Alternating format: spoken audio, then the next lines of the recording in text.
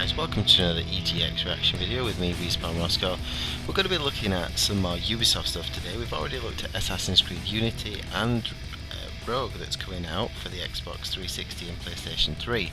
But now we're going to look at one of my favourite series of games in recent years, which is Far Cry. This is Far Cry 4. I played the demo at EGX and it was very good. I had quite a good session with it, and I thought, yeah, this is very much like Far Cry 3, a game I loved. If you've not been on mygameslounge.com very much, first of all, where have you been? We are almost a year old and growing really well, and getting into quite a lot of different things with gaming, so please come and join us. But you will know that Far Cry 3 was one of my favourite games when it came out. I thought it was absolutely fantastic, and it rekindled my love of the first-person shooter genre. With all the kind of churned out, serials for first-person shooters with campaigns that only last a few hours, I was a little bit sceptical in the sense of, I've kind of fallen out of love with the genre, but Far Cry 3 came along and did something that no other game that in recent memory as a first person had done, which was not only give me a really cool open world, but also give me a really good story mode. A story mode with a really nasty bad guy that I wanted to kill so much. Vass, the guy in Far Cry 3, was absolutely mental, and he was also a really good, nasty villain, so well portrayed by the voice actor who did his character. Everything about it spot on, and they look like they're carrying that on into Far Cry 4. They know what the wins were in Far Cry 3, and this pagan Min that they're looking at as a character.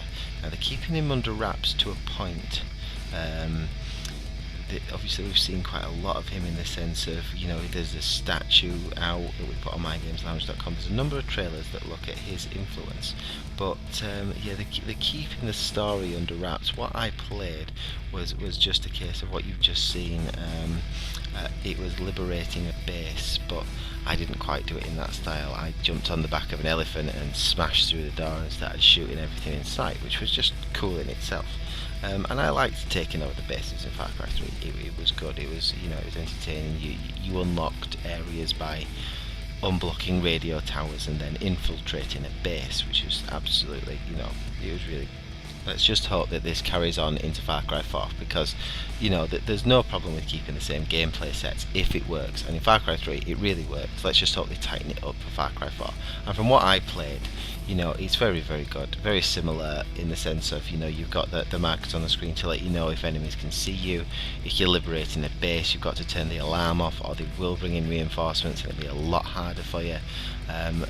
Being not the best at first-person shooters reaction-wise, I went for the more stealthy approach. I pretty much liberated most of them just by sneaking around and taking out most of the guys, taking out the alarm, and then maybe shooting a few of them.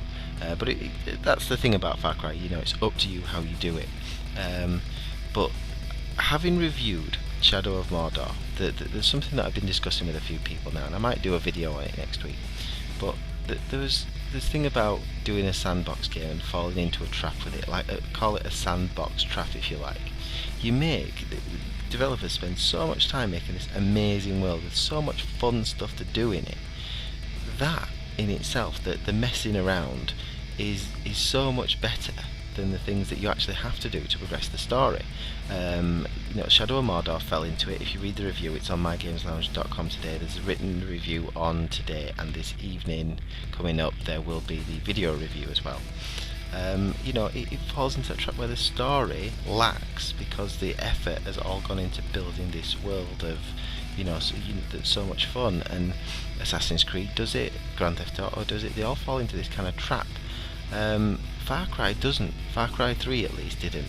The story was just as captivating as the world, if not more so, because of that character, because of that evil, nasty pirate character called Vass that they probably killed off a touch too soon.